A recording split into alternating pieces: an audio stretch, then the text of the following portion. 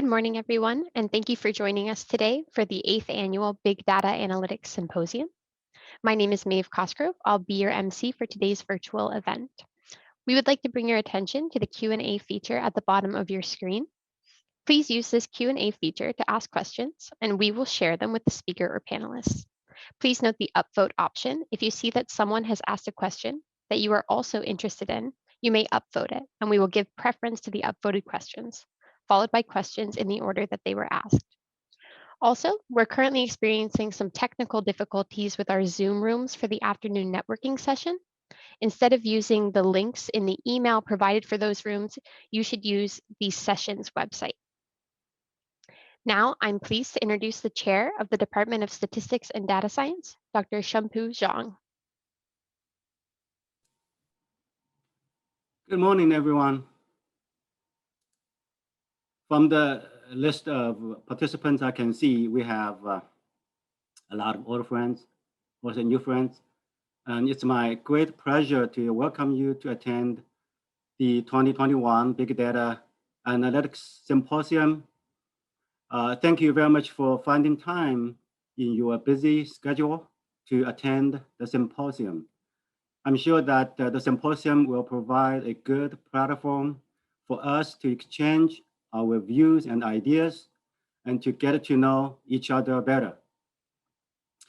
Currently, the Department of Statistics and Data Science offers 2 bachelor's degree programs, one in statistics and one in actuarial science. Also, a master's degree in statistics and data science with 2 tracks, one in statistics and data science and one in data science.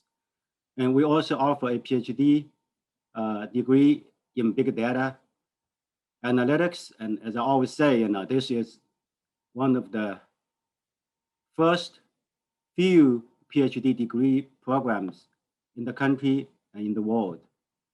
And in this fall, I'm excited to tell you that the department will kick off a joint degree program in data science.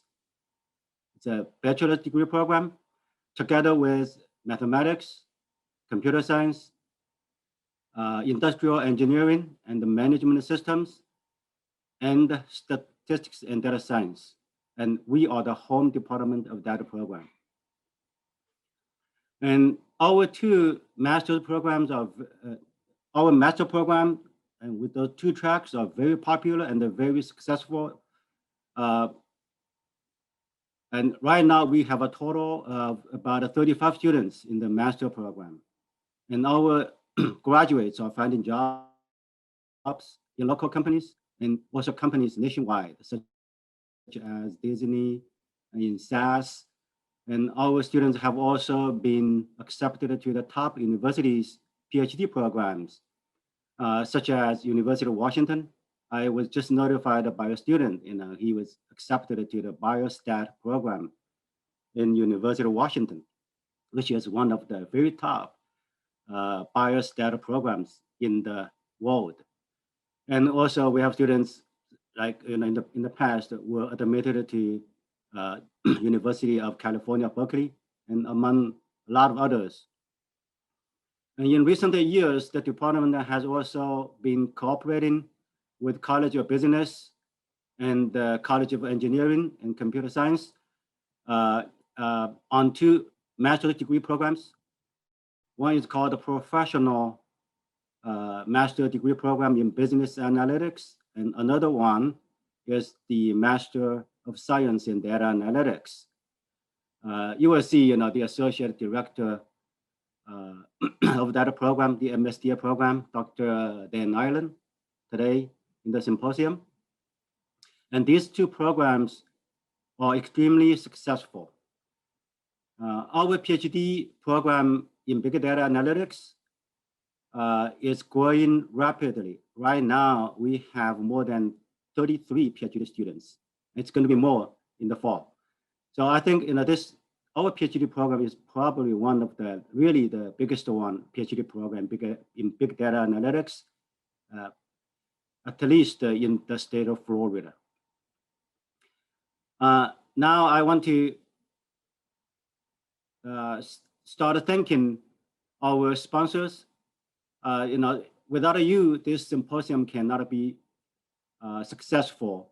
And I especially want to thank OUC for sponsoring this year's symposium. And also I want to thank Integral Group and Volarich Investment Management for also sponsoring this year's symposium. And your support has greatly helped the growth of our academic programs, and we thank you all for your generous support in the past years. The development and future growth of our big data program will also rely on your support. I hope that we can build even stronger ties in the future, and I believe that we both can greatly benefit from such ties. And we are excited to be offering this event virtually this year. The great thing about a virtual meeting is that we are able to engage students and alumni, not only within the state of Florida, also outside of Florida. And I also want to thank our staff and also thank the UCF team, which made this symposium, the virtual symposium, a reality, because we were really worried at some months ago how this will work out. But thanks to all of you, especially I want to thank Catherine Mehta and Jennifer Branson for their effort to make this happen. And finally, I'd like to thank again, thank you everyone who has come to attend the symposium. I wish you all will have a wonderful day at the symposium. Next, it's my pleasure to introduce our Interim Dean of College of Sciences, Dr. Dupress, to give a welcome speech. Thank you and welcome everyone. We are so glad you've decided to join us this year in our virtual format. We are excited to offer our 8th annual Big Data Analytics Symposium, which brings together our students, faculty, community members, and industry partners for a day full of learning, networking, and exploring the practical applications of big data and data analytics in the modern marketplace. UCF is a leader in data science, a large field that encompasses a wide range of areas from data collection and analysis to visualization and reporting. At UCF, we prepare our students to excel in this industry, one of the fastest growing fields of our generation. Through our various degree programs, we have a coordinated effort among faculty in business, computer science, engineering, statistics, and mathematics to push the frontiers of this discipline, including starting some of the nation's very first integrated data analytics degree programs. We know, and the business leaders who support us know, that in each industrial sector, the companies that figure out what information is hiding in their massive data sets will have a huge competitive advantage, and the demand for trained people is skyrocketing. To our industry partners who are with us today, thank you for informing our programs, for engaging and mentoring our students, and for hiring our graduates. We especially appreciate the support of our gracious sponsors in helping to make this event possible.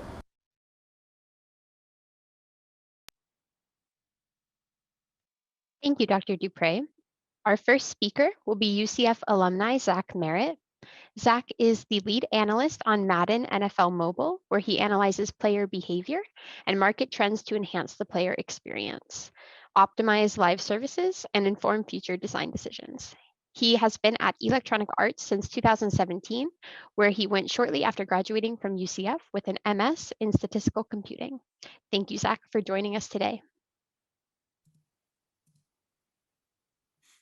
Hi, everyone.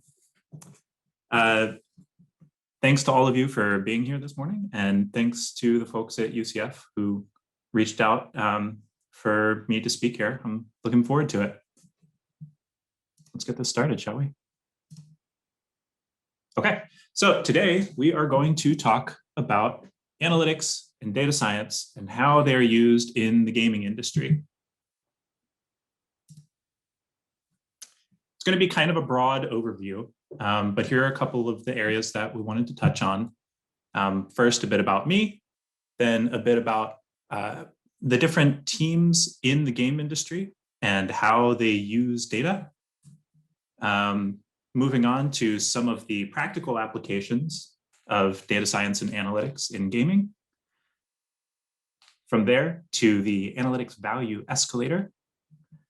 And then last to what translates and doesn't translate well from classwork to the industry.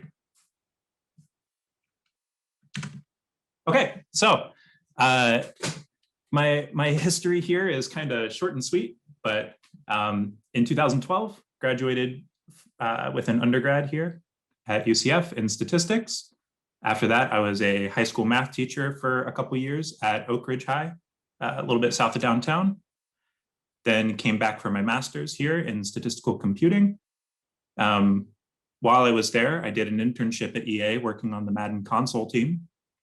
And then after graduating, went back to EA as a senior analyst on Madden Mobile. Okay, so a bit about the different types of teams in the gaming industry and the questions that they ask that data can answer. This is by no means a comprehensive list, but these are some of the main areas that can really use an analyst's help. So starting with feature development. There are a couple different types of games that are commonly released. There's the type where all of the development is done up front, the game is released and sold, and then they move on to the next one. And then there is the live service game, which is under continuous development. And even after the game is released, developers continue to work on it to improve it. And they both have different sets of needs. So we're going to focus mostly on live service games because that's where analysts have the biggest impact. And on those games, as they're deciding which new features to add, there are several issues that they need to address. One of them being how players would interact with new features. What is the new feature supposed to do, and how can we measure if it's doing what it's supposed to do? And what do we need to track about how a player interacts with that feature to enable those measurements? This is called telemetry data. So just to give an example, if you played a game in Madden or Madden Mobile, then at the end of that game, some data would be sent back to us saying, this is the player ID of the person that just finished a game. Here's who they played against. Here's how good each of their teams were. Here's what the score was. Here's how many passing yards they had, how many rushing yards they had.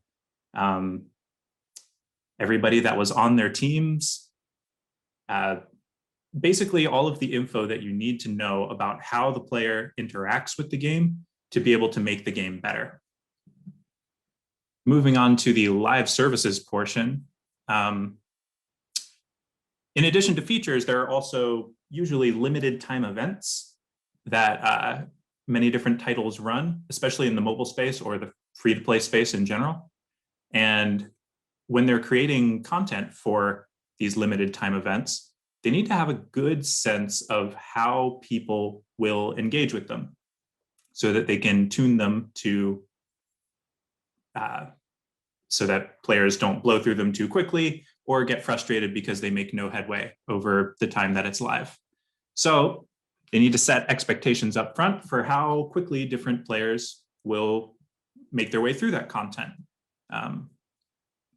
In some cases, if there are parts of the game that are hooked into a recommendation engine, then we need to know what types of content we should recommend to those players.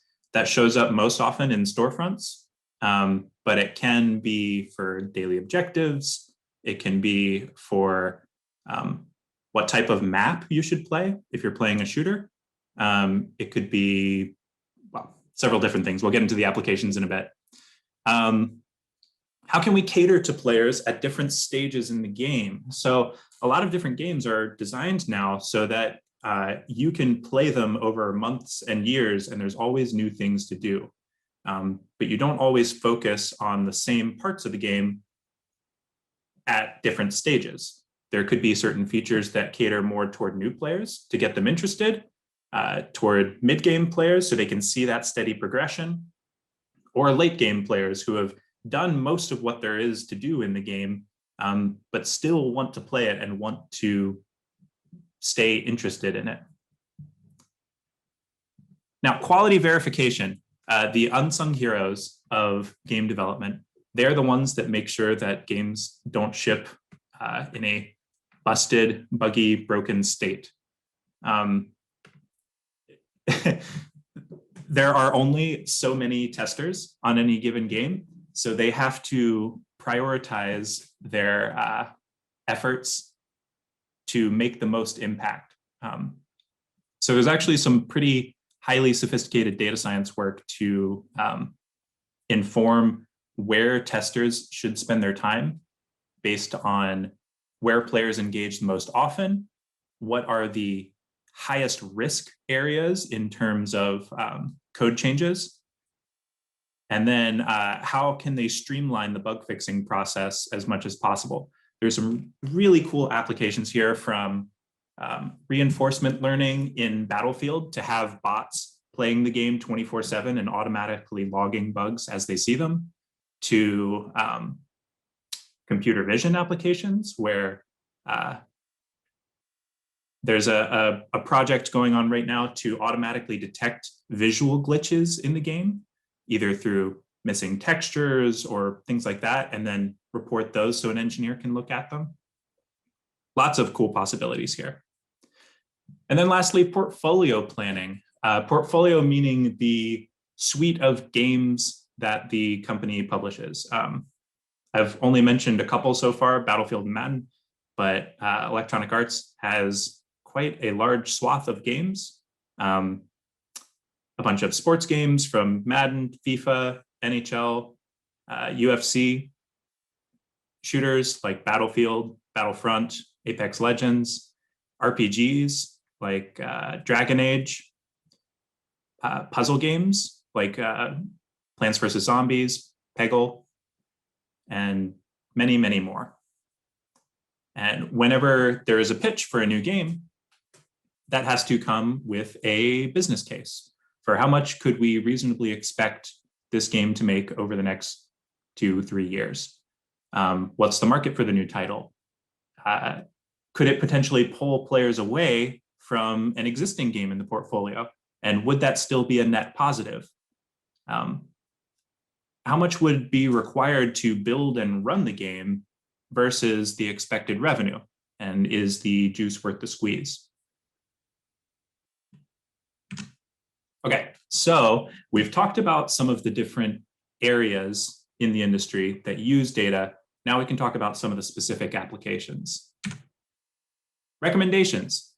Mentioned this a little bit earlier, but there are tons of applications for recommendations to a player. The most obvious one, as I said earlier, is in the storefront. I grabbed this little screenshot from the EA Play website. But even within specific games, they're all over the place. There are recommendations for daily objectives in FIFA and Battlefield. There's recommendations for types of cosmetic items that they think players would be interested in Apex and Battlefield. The subscription service, EA Play, sort of like a Netflix for gaming, has recommendations for what type of game you should play next based on your previous history and what they think you'll like. Yeah, the possibilities here are endless. Player segmentation. Pretty much every team has some sort of framework for how they segment players to focus their questions more. This was just a small example from Madden Mobile, of segmenting players according to their player behavior to give the designers a little bit more focus in how they thought about new features that they were designing. But there are a ton of different teams that use this. The consumer insights team, which focuses on qualitative data, things like sentiment, motivations. They work a lot with survey data. They have some really cool player segmentations that are used across the entire company to give people an anchor for how they can think about different types of players, what they need, what they want. And then churn and spend prediction. Churn meaning leaving a game. Common business term for you have been active in this business service game for however long, and then when you leave and don't come back or stop your subscription or just don't boot the game again, that's called churning. So if we have a good prediction for somebody's risk of churning out of the game, then we can introduce some sort of intervention to potentially get them to stay. That could be messaging. It could be changing rewards or difficulty in some way if they're getting frustrated in a particular area. Lots of different applications there. And then spend prediction. That includes just, will a player spend on microtransactions at all? But it also includes, for the yearly sports titles, what do we think that the likelihood is that they would buy the next year's title based on how they engaged in this one? For a live service or a mobile game, what do we think that the player's lifetime value will be over the course of a year or 2 years? That one in particular is used very heavily by the user acquisition team, who is in charge of sort of the paid advertisements that you would see on Facebook or Instagram or Google to try to get you to download and try out a game. They have sophisticated LTV predictions, and they try to recoup their spend on these paid ads within 2 years, so a pretty long time window. And the LTV prediction is a huge lever in where they choose to put their money. And many, many, many, many more. Okay, the analytic value escalator. This is kind of buzzwordy, but I think it gives a useful framework in how to think about the different types of questions that analytics can answer and their respective impacts. So if you split it up into 4, you have descriptive analytics, which answers the question, what happened? Usually very easy to pull, but not a ton of value. Then diagnostic, why did it happen? Predictive, what will happen? And then prescriptive, how can we make it happen? And that's where the most impact is, because it gives specific actionable recommendations to people on the game team to enable them to make a game better. So I wanted to go through a couple examples of this with some made up situations. Just want to be clear, these are made up situations and data. Well, let's start with Apex. So one of the big questions from last year was, how did the pandemic that we're all in affect different games player base? So again, made up data. The descriptive analytics portion could say, Apex had 20% more active players in April 2020 compared to the prior year. That is just what happened. Next, diagnostic. Well, that one's pretty easy in this case. Players had more entertainment time due to working from home and a general shift to working from home in the population. So moving on to the predictive part, we could create a forecast for taking the pandemic into account and trends there and then compare it to our pre-pandemic forecast and give a statement like, we expect that the player base will stay elevated through the rest of the year by 15% compared to our original forecast. Prescriptive is where it gets interesting. So we saw that these new players that were coming in used social features more than players that were already in the game. So if we wanted to keep them around, we should prioritize developing features that make it easier to chat with your friends and get into a game with them quickly.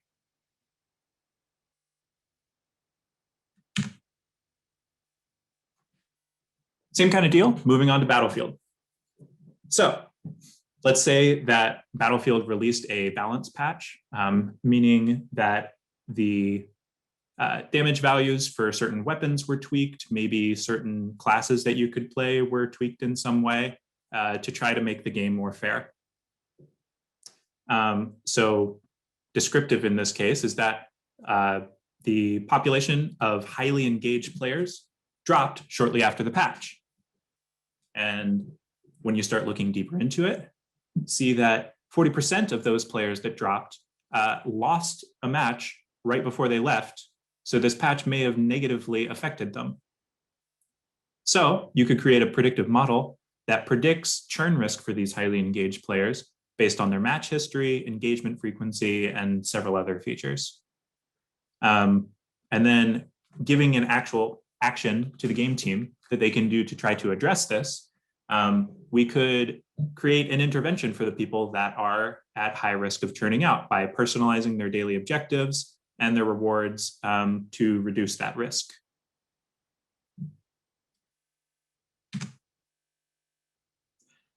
So a lot of the things that we've talked about so far imply that analysts and data scientists have all the answers for what designers and product managers should do. This is a phrase often called data-driven design. I very much don't like that. The data that we use should inform but not dictate design decisions. At its core, it's still a creative exercise. And what we do is more to provide all of the context that we possibly can to designers and product managers so that they can make the best creative choice to make the game better.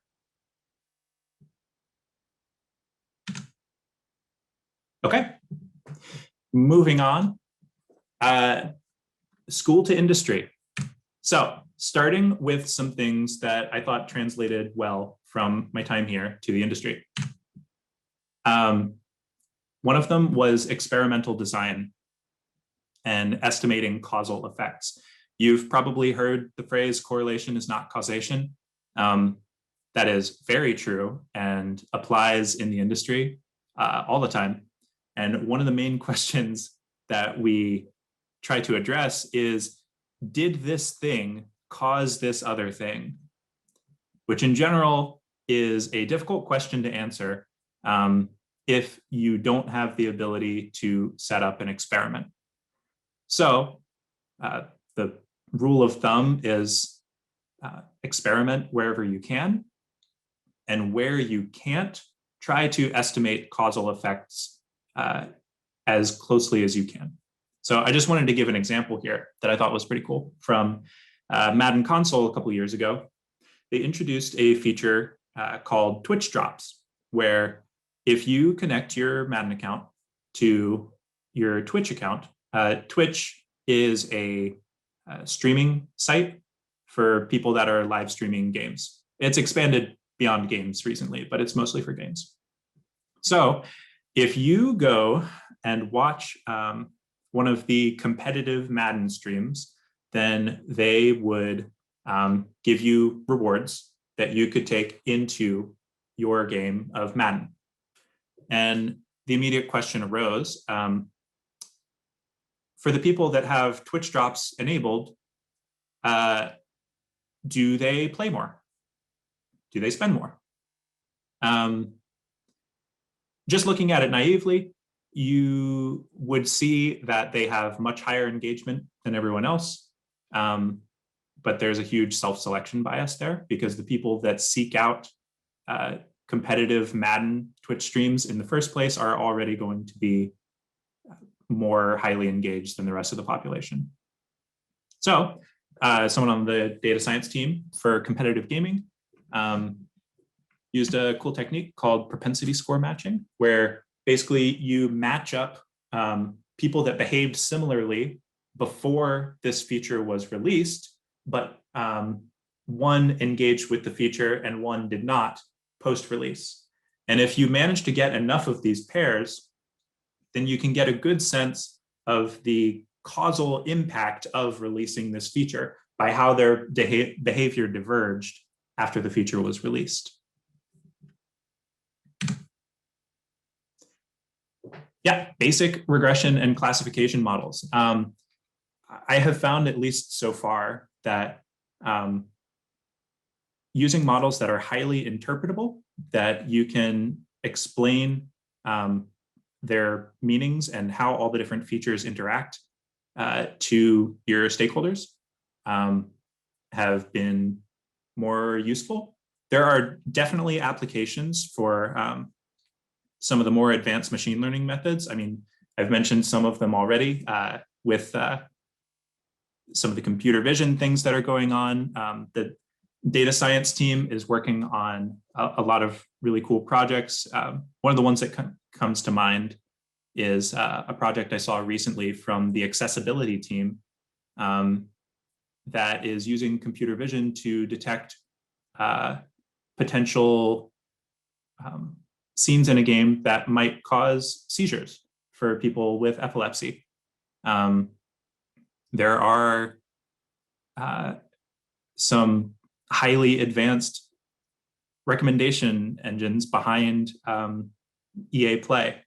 But for people that are embedded in a game team, helping them make day-to-day decisions, a lot of times the basics suffice.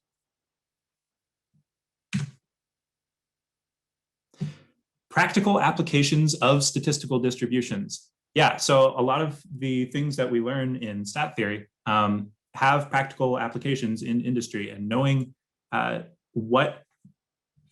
to apply those different types of distributions to model certain situations in game can give them, it would let you simulate player behavior before you ever release a feature. So just kind of a fun example, a while back, we released a new multiplayer game mode in Madden Mobile, where you have 3 attempts, so to speak. And if you lose a game, you lose an attempt. If you win a game, you just keep going.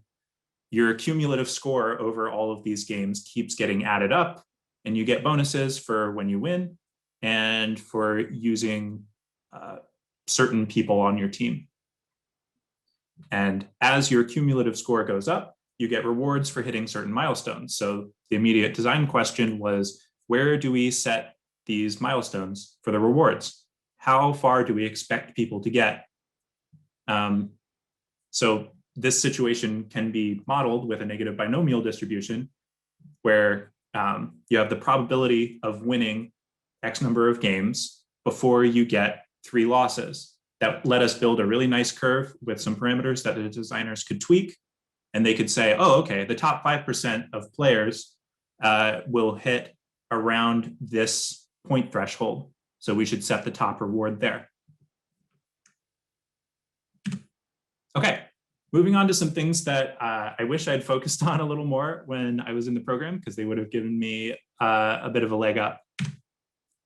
So working more with databases, multiple data streams, and dirty data. You've probably also heard the phrase garbage in, garbage out. It is very true. Unfortunately, the data you work with is hardly ever going to be cleaned and ready for immediate use. So getting used to getting your hands dirty, getting in the data, cleaning it up yourself, it was huge. The data preparation class in the program that I was in was a big help with that.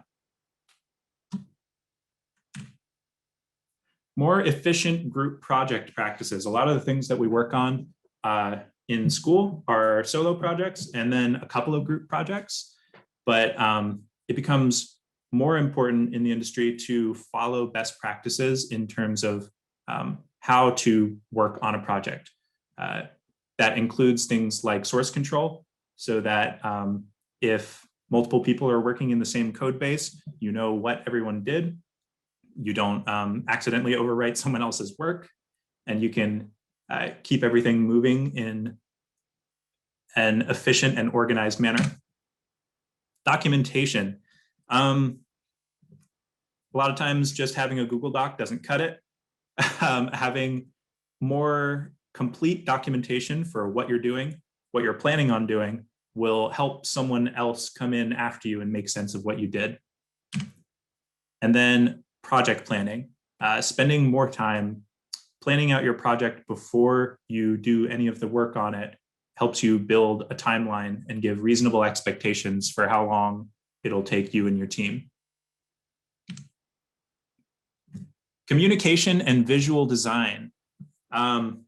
Yeah, so when you are trying to convince designers or product managers to take your recommendation for what they should do to improve the game, spending a lot of time to make sure that your visualizations tell the story that you're trying to tell, it helps a lot.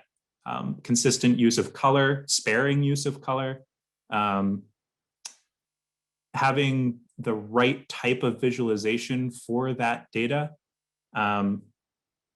making sure that each slide, if you're using slides, tells its own self-contained point. It makes it more easily shareable. It makes it so that the point you're trying to get across can be gotten just from the slide, and the presentation part of it isn't as necessary. Like, you don't need to tell them, they can just see it. Yeah, it's been a huge help. But that was it. Okay. Yeah, so I just wanted to thank all of you for your time, and I think we are moving on to some Q&A.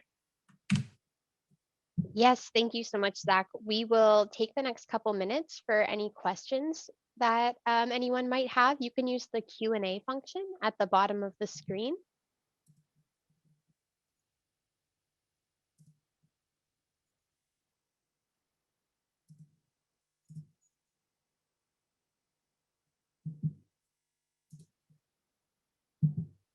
We'll take a minute for people to collect their thoughts. Okay, so we have a question. It says, after becoming a data scientist slash analyst, what kinds of promotions and career trajectories are there? Yeah, it's a good question. So for both an analyst and a data scientist, there are individual contributor tracks and there are management tracks. So as an advanced analyst, which is my current role, that's on the individual contributor track. It's just one level above senior analyst. So I'm continuing on that path. Data science has a similar type thing. You could go from a data scientist to a senior data scientist to a principal data scientist, or maybe it's lead, I don't know. But there are diverging tracks on each one. Basically, the expectation is that as you move up in roles, your work has an impact on more of the portfolio. Great. And then another question, how do you react to community pushback against game changes? Yeah, that's another good question. So there's a lot of work to determine how much of the community pushback is representative of the game population. The community managers on the different teams work really hard to sift through a lot of the feedback that they get and surface the most relevant things to the game team to act on, because they read through all of it. And yeah, it's basically, it's always a prioritization effort for how big of a problem is this thing that the community brought up, versus how much effort would it take to change that versus the other existing priorities. Great. And do game companies share some data information to improve overall gameplay across the industry? So there are third-party market research tools, things like App Annie, Sensor Tower, where you can access competitor data, well, an estimate of competitor data. But in general, data is not really shared across companies. It's a competitive advantage. Yeah, so I mean, about the best we can do in most cases, like say that I wanted to look at data for how NBA 2K Mobile is doing. I could only look at estimates from third-party tools. I couldn't like go pull their data. What software or programs have you used the most during your career? I'm mostly an R guy, but I think that most teams are pretty agnostic to whether you use R or Python as like your daily driver programming language. In terms of visualization tools, I like Tableau a good amount. I like Looker.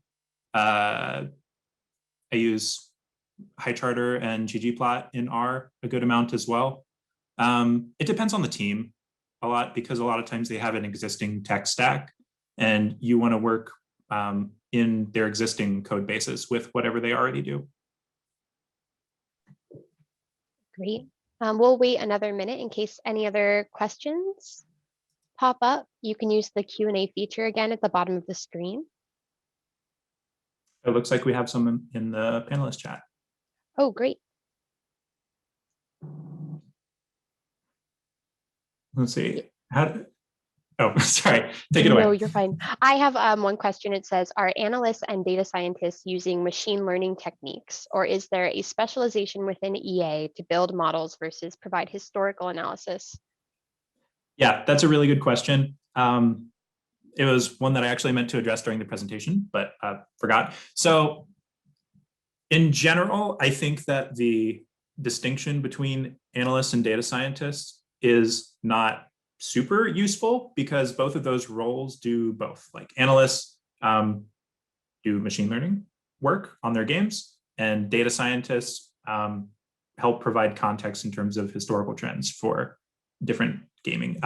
There is a bit of a distinction in terms of what they tend to focus on.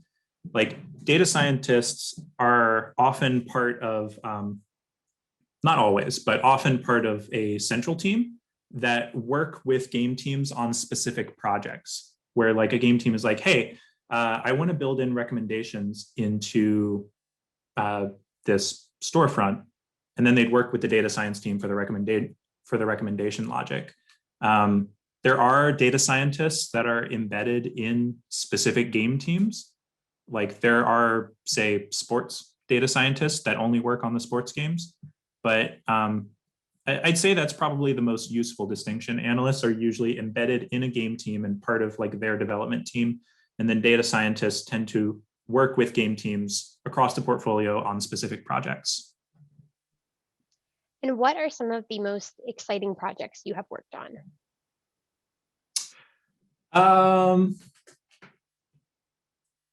There was one shortly after I started working on Madden Mobile that was a lot of fun, where we had a Halloween limited time event in the game. And in it, there were sort of 3 paths that a player could go down with different rewards at the end of each path. And so I built some segmentation logic for putting people into buckets for which path they were leaning toward. And we saw that overwhelmingly, people were going down a particular path. And that is because there was an exploit in the game where people could basically progress down that path with little to no effort compared to the others. And it was not caught until we did this analysis. So that was like a really cool early validation work. Does the data team organize their workflows in an agile manner, similar to a software development team, or is there a different structure to complete project milestones and deliverables? It depends on the team, but in general, yes. Like we work in a Scrum model. We have sprints just the same as the software engineers. We try to align our sprints for the most part with theirs so that when we have sprint reviews, we can share our work too. We don't work in the exact same workflow that they do because software engineers, their time is usually highly regimented, and ours is a little more freeform because we have requests coming in from different people during the sprints. But yeah, we usually work in an agile manner.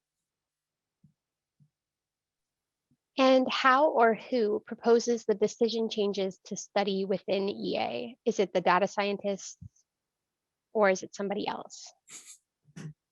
Yeah, it can come from anywhere. I mean, you'd usually have to put together some sort of proposal for what you think that particular study will get you and any resources that are required.